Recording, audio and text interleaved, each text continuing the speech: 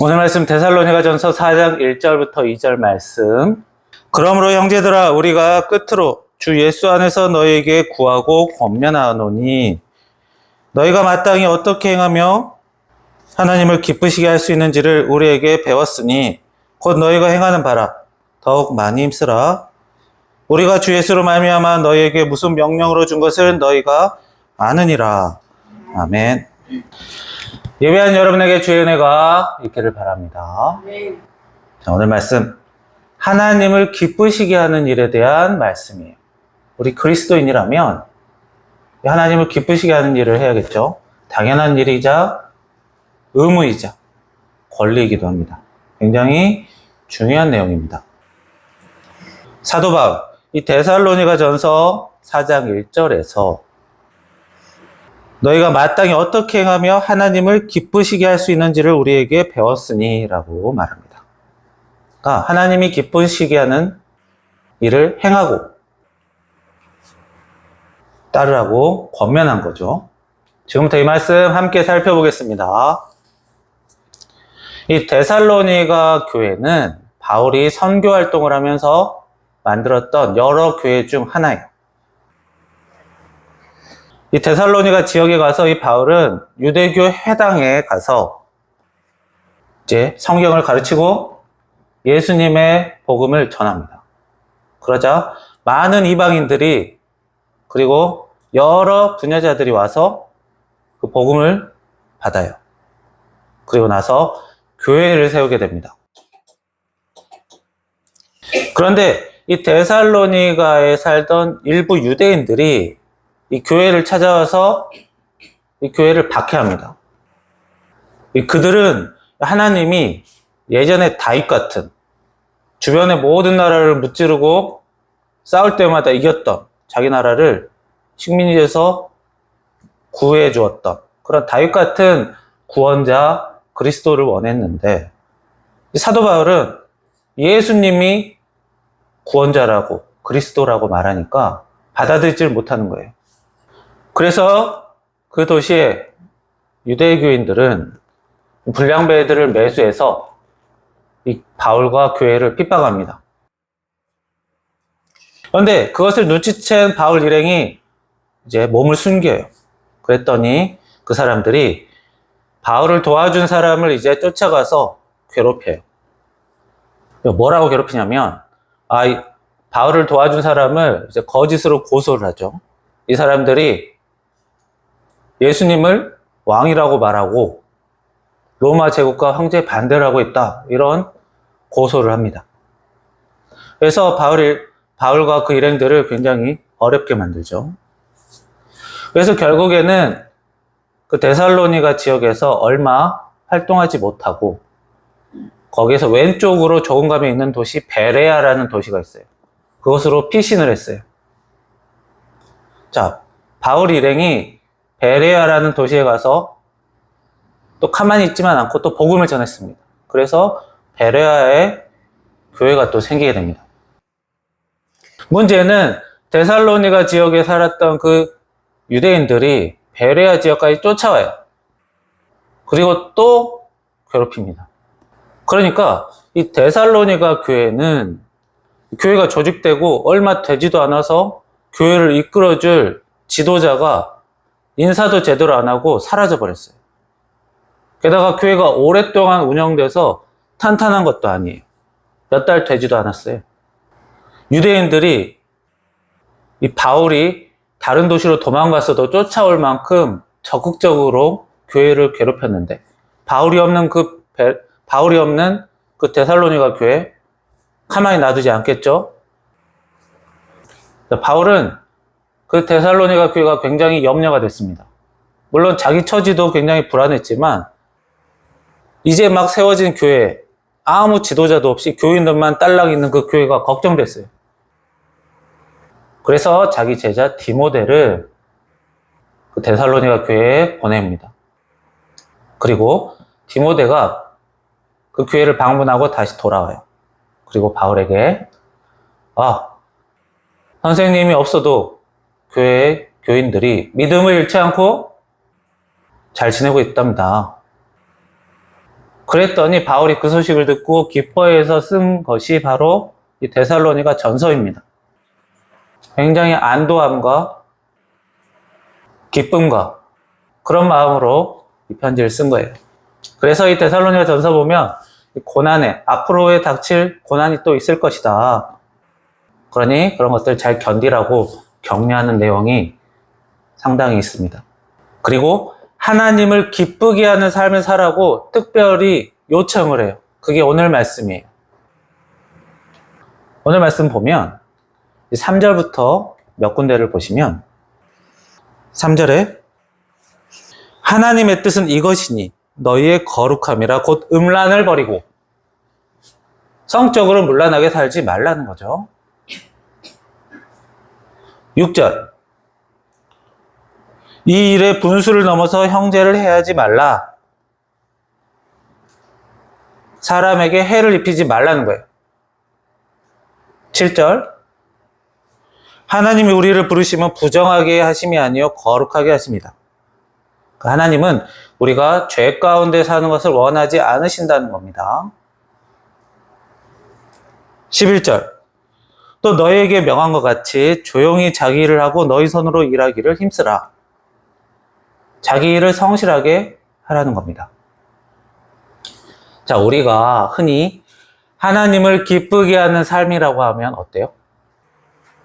하나님을 지극히 사랑하고 하나님에게 물신양면으로 감사드리고 열심히 기도하고 하나님을 찬송하고 이런 신앙생활이 하나님을 기쁘시게 하는 것이다 라고 생각하는 게 보통인데 정작 사도 바울은 이런 얘기를 하지 않고 사람 생활 얘기를 하고 있어요. 지금 데살로니가 이 교회에 그 유대인들이 자꾸 쫓아와서 박해를 해요. 그러면 하나님이 기쁘시게 하는 일은 뭘까요? 여러분들 박해가 와도 꿋꿋하게 지켜내고 교회를 지켜내고 믿음을 지키고 자기 몸을 희생해서라도 버티십시오. 이렇게 얘기를 해야 되는데 교회를 사수하세요. 목숨 걸고 복음을 지키세요. 이런 말은 딱히 하지 않고 좀 평범한 얘기를 하고 있습니다. 문란하게 살지 마라. 다른 사람을 해치지 마라. 자기 맡은 일을 잘해라. 자, 무언가를 열심히 하고 대단한 업적을 남겨라. 일을 이루어라. 큰 일을 도모해라. 이런 게 없어요. 그만큼 사람이 하나님을 기뻐하시게 만드는 일, 하나님을 기뻐하시는 일, 특별한 일이 아니라 평범한 일로 된다는 겁니다. 이것은 제 생각이 아니고 사도 바울이 직접 말한 것을 제가 전해드리는 것 뿐입니다. 굳이 어려운 일이 있다면 복음을 잘 지키는 거였어요. 바울이 그 사람들에게 전한 것은 예수님이 우리를 위해서 희생하시고 다시 살아나셨다는 것. 그 복음을 잊지 말라는 거예요. 여러분, 하나님을 기쁘시게 하는 일은 그렇게 어려운 일이 아닙니다. 대단한 일을 우리가 감내해야 되는 것도 아니에요. 7절 말씀이 가장 중요해요. 하나님이 우리를 부르심은 부정하게 하심이 아니요 거룩하게 하심이니. 쉬운 말로 하면 하나님께서는 거룩하게 살라고 우리를 불러주셨으며 우리가 죄 가운데 사는 것을 원치 않으신다는 거예요. 하나님이 바라시는 것, 하나님이 기뻐하시는 것. 사람이 죄 짓고 살지 않는 것입니다. 자, 오늘 말씀에 나타나는 죄. 죄라는 것은 사실 다양한 게 있어요. 종류가 많습니다. 그런데 오늘 말씀에는 딱 3가지만 나타나 있어요. 문란하게 사는 것이 죄다. 다른 사람을 해치는 것이 죄다. 자기 맡은 일을 팽개치는 게 죄다. 되게 단순하고 간단한 말이지만 이 말씀은 2000년 전 바울의 시대 때 필요한 말씀이기도 하지만 지금 당장 오늘의 시대에도 굉장히 필요한 말씀입니다. 요즘 어느 나라든지 결혼한 가정이 이혼하는 사례가 너무나 많아요. 그리고 이혼의 가장 큰 사유는 이 바람입니다. 전 세계 인구가 몇 명일까요? 약 80억입니다. 그 중에서 기독교인 수는 대략 23억 명이에요. 상당히 많죠? 대략 3명 중에 1명은 기독교인이다라고 볼 수 있어요. 그러면 수많은 그 이혼하고 바람난 가정 중에 기독교인도 그만큼 많은 거예요. 바람나는 사람들 중에 기독교인이 많다는 거예요. 자, 다른 사람 해치는 일, 꼭 무기로 상대방을 찔러야만 일어나는 일이 아닙니다. 사기를 쳐서 상대방의 재산을 큰 타격을 주거나 나쁜 말을 하고 나쁜 행동으로 상대방의 마음을 짓누르고 어렵게 만들거나, 특히 전쟁, 러시아와 우크라이나 예전부터 싸웠는데 아직도 싸우고 있어요. 수많은 사람이 죽고 있습니다. 이 전쟁이라는 거는 맨 위에 사람들이 그만하자고 하면 그만두는 거예요. 원래 그래요. 맨 위에 지도자들이 계속 하자고 하면 하는 거고, 둘 중에 한 명이 숙이면 끝나는 거예요. 우크라이나의 대장 젤렌스키, 러시아의 대장 푸틴, 둘 다 기독교인입니다. 요즘 사회를 보면 갈수록 자기 일에 책임을 지지 않는 사람들이 점점 많아지고 있어요. 가정을 지키려고 하지 않는 사람, 직장이 어렵든 말든 별 상관 안 하는 직장인. 요즘에는 선생님들이 학생들에게 무언가를 시키는 게 굉장히 어렵다고 합니다. 뭐 작은 것만 시켜도 학부모들이 민원을 넣은대요. 학교 폭력이라고. 뭐 심부름을 시켜도 청소 한번 시켰다고, 뭐 치우라고 했다고, 조금만 거슬린다고. 그래서 선생님들이 요즘에는 아무것도 안 하는 게 제일이라고 합니다. 뭔가를 열심히 하면 민원이 자꾸 들어온대요. 자기 일을 팽개치는 사람도 많고, 자기 일을 제대로 하고 싶어도 하지 못하는 상황이 될 때도 많아요. 자, 바울이 평범한 이야기를 한 게 아니에요. 옛날 시대에만 해당되는 이야기가 아닙니다. 지금 이 시대에 굉장히 필요한 얘기예요. 옛날 시대에는 스마트폰도 없고 자동차도 없었겠지만 하나님이 기뻐하시는 일, 오늘 사도 바울이 자기 교인들에게 부탁했던 일, 이 3가지. 겉으로 보기에는 인간으로서 당연한 일, 기본적인 일을 시킨 거예요. 그러나 이 기본적인 일을 하는 게 어떤 것이다? 하나님을 기쁘시게 하는 일이다라는 거예요. 우리 교회들은 신앙이들이 더욱더 성숙한 신앙이 되는 것을 가르치기도 해야 되지만, 이런 기본을 지키는 것들까지도 알리고 가르쳐야 합니다. 이것은 사도 바울이 직접 했던 얘기예요. 세상이 갈수록 복잡해지고 이상해질수록 우리들이 해야 될 것들은 이런 기본적인 일, 특히 사람을 함부로 대하지 않는 일입니다. 거기에 예수님을 믿는 복음, 그 믿음이 갖춰져야 되고, 하나님에 대한 감사와 회개와 간구가 합쳐져야지 점점 좋은 그리스도인이 되고, 사회가 점점 하나님이 보시기에 기쁜 사회가 되겠죠. 그러려면 일단 사람이 하나님의 마음에 들어야 합니다. 하나님의 마음에 드는 사람, 하나님이 기뻐하시는 사람이 되고, 그 사람들이 많이 모이면 하나님이 바라시는 그런 사회가 되는 거예요. 그런 사회가 되는 일은 우리가 피땀 흘려서 희생해서 하는 일이 아닙니다. 각자 자기의 역할만 제대로 하더라도. 여러분, 내가 하는 일 별것도 아닌 것 같아요. 그럴 때가 느낄 때가 있어요. 내가 하는 일, 뭐 대단한 사람이 하는 일도 아니고 엄청난 일도 하는 것도 아닌데, 뭐 도움이 될까? 아니요. 내 자신은 내가 했던 일이 별것 아니라고 생각할 수 있겠지만, 내가 내 할 일만 똑바로 해도 저 하나님께서는 기쁘시게 본다는 겁니다.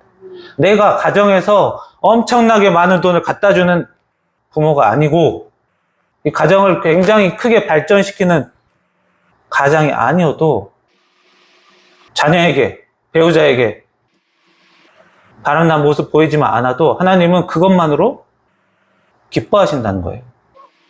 내가 보는 시각과 하나님이 보는 시각이 조금 다릅니다.